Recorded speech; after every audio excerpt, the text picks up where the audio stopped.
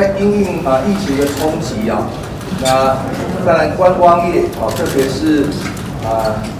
这个旅宿业确实是受影响非常的大。那各家的这个饭店因应的策略也不尽相同。那我们也看到有一些5星级的饭店，像金华酒店它积极的转型那能够争取在国境这个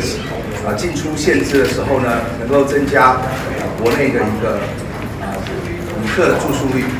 不过也有像文华东方这样大型的国际酒店他们可能有预期这个要开放出入境的旅游恐怕不是短期就会这个出现的所以决定了不同的因应策略。那一方面也暂停一些客房这个的一个营业以及呢进行裁员。那这个部分劳动部因为也介入协商因为涉及到大量解雇一定会依法来保障劳工的权益。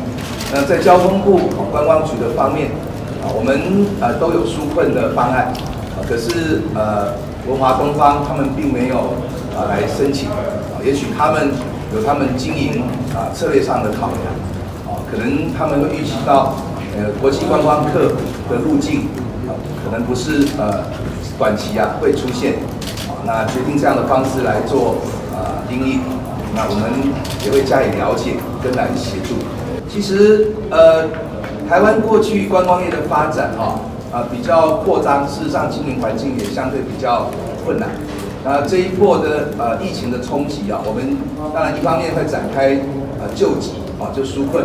可是长期也要协助观光业能够转型跟升级那过度竞争价格当然就低品质可能差那怎么样去让辅导或协助台湾的观光业走向差异化更优质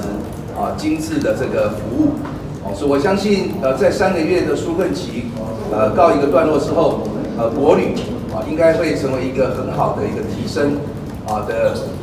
观光的一个这个产品。但是面对了这个所有的竞争那也是会有一些就是退场机制我相信市场有它的一个功能